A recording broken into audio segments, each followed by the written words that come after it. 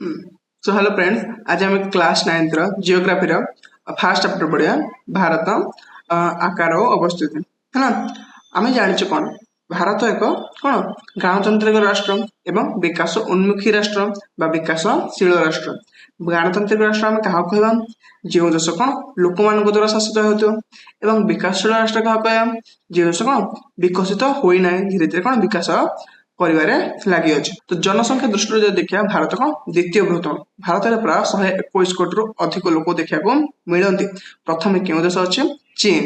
ହେଲା, ଭାରତରେ ବିଭିନ୍ନ ପ୍ରକାର ଭାଷା ଦେଖିବାକୁ ମିଳୁଛି, ଯେପରିକି ହିନ୍ଦୀ, ତେଲୁଗୁ, ତାମିଲ, ଓଡ଼ିଆ ଇତ୍ୟାଦି ବିଭିନ୍ନ ପ୍ରକାର ଭାଷା ଦେଖିବାକୁ ମିଳୁଛି। ସେପରି ବିଭିନ୍ନ ପ୍ରକାର କଣ ଧର୍ମର ମଧ୍ୟ ଲୋକ ଦେଖିବାକୁ ମିଳୁଛନ୍ତି। ହିନ୍ଦୁ, ମୁସଲିମ, ଶିଖ, ଇସାଇ ବିଭିନ୍ନ ପ୍ରକାର ଧର୍ମର ଲୋକ ଦେଖିବାକୁ ମିଳୁଛନ୍ତି। ଲୋକମାନଙ୍କର କଣ ଖାଦ୍ୟପେୟ ଅଲଗା ଅଲଗା। ଯେମିତି ଆମେ ଭାରତରେ ଦେଖିବା, ଭାରତରେ ଆମେ କଣ ଖାଉଛୁ? ଭାତ। ଅଧିକାଂଶ ମୁଖ୍ୟ ଖାଦ୍ୟ କଣ? ଭାତ। ପଞ୍ଜାବରେ ତାଙ୍କ ମୁଖ୍ୟ ଖାଦ୍ୟ କଣ? ରୁଟି। ତ ବିଭିନ୍ନ ଖାଦ୍ୟପେୟ ମଧ୍ୟ କଣ ଭିନ୍ନ ଭିନ୍ନ, ପୋଷାକ ମଧ୍ୟ ଭିନ୍ନ ଭିନ୍ନ, ଜଳବାୟୁ ଅନୁସାରେ କଣ ଲୋକମାନେ ପୋଷାକ ପିନ୍ଧିଥାନ୍ତି। ହେଲା, ବୃତ୍ତି ଭିନ୍ନ ଭିନ୍ନ, ମାନେ କାର୍ଯ୍ୟ ସମସ୍ତେ କଣ ଅଲଗା ଅଲଗା, ଚାଲିଚଳନି ଇତ୍ୟାଦି କଣ ଭିନ୍ନ ଭିନ୍ନ। ମେନ୍ ଟ୍ୟାଗ ଭାରତ ରହୁଛି କଣ ବିଭିନ୍ନତାରେ ଏକତା। ଆମ ଭାରତର କଣ ଜଳବାୟୁ ଏବଂ ଭୂମିର ସବୁଆଡେ କଣ ଅଲଗା ଅଲଗା, ଯେପରିକି ଉଚ୍ଚ ପାର୍ବତ୍ୟ ଭୂମି ଅଛି, ବିସ୍ତୀର୍ଣ୍ଣ ମାଳଭୂମି ଅଛି, ଉର୍ବର ସମତଳ ଭୂମି ଅଛି, ଘଞ୍ଚ ଅରଣ୍ୟ ଏବଂ ମରୁଭୂମି ଇତ୍ୟାଦି ଭିନ୍ନ ଭିନ୍ନ କଣ ଭୂମିରୂପ ଦେଖିବାକୁ ମିଳୁଛି। ଆମ ଦେଶ କଣ ଦୁଇ ଭାଗରେ ବିଭକ୍ତ ହୋଇଛି।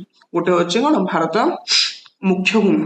ଦେଖ, ତ ଭାରତର ପ୍ରଥମେ ଆମେ ଦେଖିବା ଭାରତ ଇଏ ଅଛି ମୁଖ୍ୟ ଭୂଖଣ୍ଡ ଏବଂ ଦୁଇଟି କଣ ଦ୍ୱୀପପୁଞ୍ଜ ଅଛି। ମୁଖ୍ୟ ଭୂଖଣ୍ଡ ଏବଂ ଦୁଇଟି ଦ୍ୱୀପପୁଞ୍ଜ। ଆମ ଦୁଇଟି ଯୋଉ ଦ୍ୱୀପପୁଞ୍ଜ ଅଛି, ଗୋଟେ ହଉଛି ବେ ଅଫ ବେଙ୍ଗଲ ବା ବଙ୍ଗୋପସାଗର ପଡୁଛି, ଆଉ ଗୋଟେ କଣ ପଡୁଛି ଆରବ ସାଗର ପଡୁଛି। ବଙ୍ଗୋପସାଗର ଯୋଉ ଦ୍ୱୀପପୁଞ୍ଜ ପଡୁଛି ତା ନାଁ କଣ? ଆଣ୍ଡାମାନ ନିକୋବର ଦ୍ୱୀପପୁଞ୍ଜ। ଏବଂ ଆରବ ସାଗର ଯୋଉ ଦ୍ୱୀପପୁଞ୍ଜ ପଡୁଛି ତାର ନାଁ ଅଛି କଣ?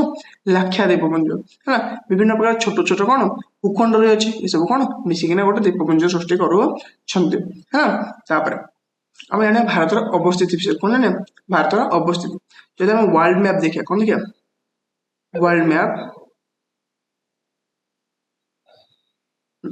ଯଦି ଆମେ ୱାର୍ଲଡ ମ୍ୟାପ ଦେଖିବା, ଭାରତ କଣ ଉତ୍ତର ଗୋଲାର୍ଦ୍ଧରେ ଅବସ୍ଥିତ ଅଛି। ଉତ୍ତର ଗୋଲାର୍ଦ୍ଧ କେମିତି ଜାଣିଲେ? ଇଏ ହଉଛି କଣ ଇକ୍ୱେଟର ବା ବିଷୁବରେଖା। ବିଷୁବରେଖାର ଉପରେ ଯେ ସବୁ ଉତ୍ତର ଗୋଲାର୍ଦ୍ଧ ରହିଲା, ତଳେ ସବୁ କଣ ଦକ୍ଷିଣ ଗୋଲାର୍ଦ୍ଧ ରହିଲା। ତ ଭାରତ କଣ ଉତ୍ତର ଗୋଲାର୍ଦ୍ଧରେ ଅବସ୍ଥିତ ଅଛି। କିନ୍ତୁ ଯଦି ଆମେ ଦେଖିବା ଏସିଆ ମହାଦେଶକୁ, ଏସିଆ ମହାଦେଶ, ଭାରତ କୋଉ ମହାଦେଶ ଅଛି? ଏସିଆ ମହାଦେଶ। ତାହେଲେ ଭାରତ ଏସିଆ ମହାଦେଶ କଣ ଦକ୍ଷିଣରେ ଅବସ୍ଥିତ ଅଛି।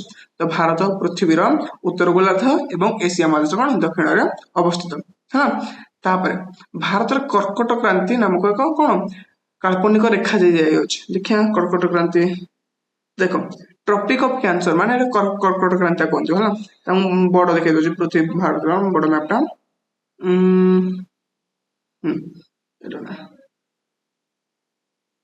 ଦେଖ, ଏଇଟା କର୍କଟ କ୍ରାନ୍ତି ଭାରତୀୟ କଣ ଏକ କାଳ୍ପନିକ ରେଖା ଯାହା କଣ କର୍କଟ କ୍ରାନ୍ତି। ହେଲା, ତାପରେ ଜାଣିବା ଉତ୍ତର ଦିଗରୁ ଦକ୍ଷିଣ ଦିଗ ପର୍ଯ୍ୟନ୍ତ ଯୋଉ ଅଛି ସେ ସବୁ କଣ ଅକ୍ଷାଂଶ, ଏସବୁ କଣ କାଳ୍ପନିକ ରେଖା। ଅକ୍ଷାଂଶ ଆଉ ଦ୍ରାଘିମା ସବୁ କଣ କାଳ୍ପନିକ ରେଖା।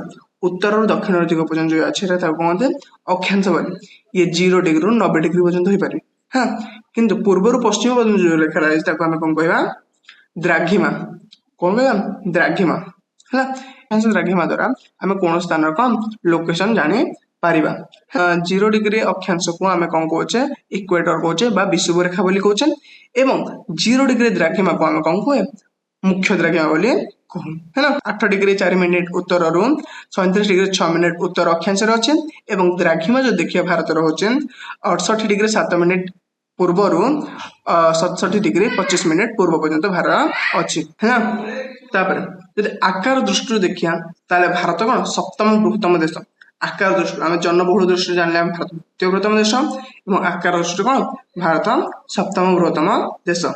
ତ ଆକାର ଦୃଷ୍ଟିରୁ ସବୁଠାରୁ ବୃହତ୍ତମ ଦେଶ ହଉଛି ରୁଷିଆ, ତାପରେ କାନାଡା, ଚୀନ, ୟୁଏସଏ, ତାପରେ ବ୍ରାଜିଲ, ଅଷ୍ଟ୍ରେଲିଆ, ତାପରେ ଭାରତ କଣ ସପ୍ତମ ବୃହତ୍ତମ ଦେଶ। ଭାରତର ଆକାର କେତେ? 3.28 ନିୟୁତ ବର୍ଗ କିମି। ତ ଭାରତର ସ୍ଥଳ ସୀମା କେତେ? 15,200 किलोमीटर एवं उपकूल दैर्घ्य समान केते होचे 7,500 किलोमीटर। उपकूल उपकूल क्या कहबा जो सब अंचल कौन जल भाग को लगे ना अच्छे है जमी ओडिशा कौन उपकूल अवस्थित अच्छे ओडिशा है तो सब दैर्घ्य समान केते 7,500 किलोमीटर है। तो एबे जानिबा आमे भारतर सब एंड विषय जाना है।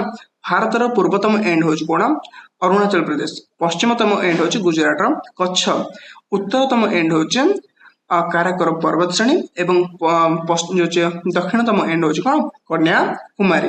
भारतर एटा होची कोन मुख्य भूखंड जदि आमे जानिबा कि पूरा भारतर दक्षिणतम एंड होची कोटा ना सेटा होची कोन इंदिरा पॉइंट है कोठी होची एटा अंडमान निकोबर द्वीपपुंज रे अछि कोन इंदिरा पॉइंट है। प्रमाण समय रेखा केते हम भारतर प्रमाण समय रेखा केते 82 डिग्री 30 मिनिट है। पूरा भारतर कोन गोटे समय रेखा अछि किंतु जदि रूसिया कथा देखिया रूसिया रो टोटल 11टा समय रेखा अछि माने ताको देशर जदि पूर्व एंड रो पश्चिम एंड पर्यंत गलो ताहले तुमको टोटल 11 थर टाइम चेंज करबा पड़ियो। भारत और पृथ्वी तो भारत का कोन बृहत्तम उपद्वीप उपद्वीप का कहबा आमे द्वीप क्या कह प्रथम जाना द्वीप क्या कह गोटे जदि आमे देखिले गोटे भूखंड ता चतुर्पार्श्व जल भाग घेरी रहला ताको हम कहले द्वीप बोली कहले किंतु जो भूखंड रे तीन भाग जल घेरी रहला एवं गोटे भाग कोन स्थल भाग रहला ताको हम कोन कहबा उपद्वीप बोली कहबा है।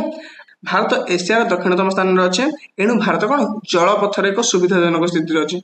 भारत कौन अच्छे एशिया मध्य दक्षिणतम स्थान अच्छे तो जलपथ कौन बहुत सुविधा है अन्य देश मान सहित जलपथ वाणिज्य करने कौन सुविधा अच्छे किपरि देख भारत कौन जलपथ मान जलपथ सब किसी वाणिज्य अच्छे जदि कौन जिनस कौटी भूटान को जीव से केमी जीव प्रथम आसो कौटी भारत को आसो तार भारत स्थलपथ देखना भूटान को जीव तो भारत कौन सुविधा पाइला एकाथरे जो देश चाहिए से देश भारत सहित कौन डायरेक्ट कंटाक्ट कर पारिबो अन्य देश सहित भारत कौन निर्भर होगा पड़ो ना है।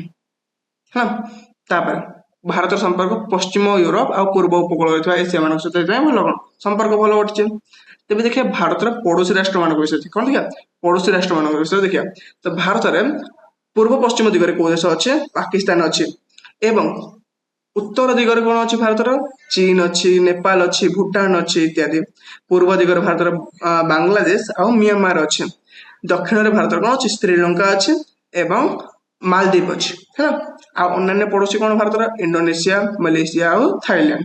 भारत में टोटाल केतोटी राज्य अच्छे 28 राज्य अच्छे और 8 गोटे कौन केंद्र शासित अंचल रही अच्छे है। भारत में जो 28 राज्य अच्छे से सब बृहत्तम राज्य हूँ कौन राजस्थान तार राजधानी कौन जयपुर जो राज्य और राजधानी तुम बही रही सब मन रखा ना तो भारत सबुठ कौन बृहत्तम राज्य कौन अच्छे राजस्थान एवं सबुठ बृहत्तम केंद्र शासित अंचल हूँ भारत लद्दाख है।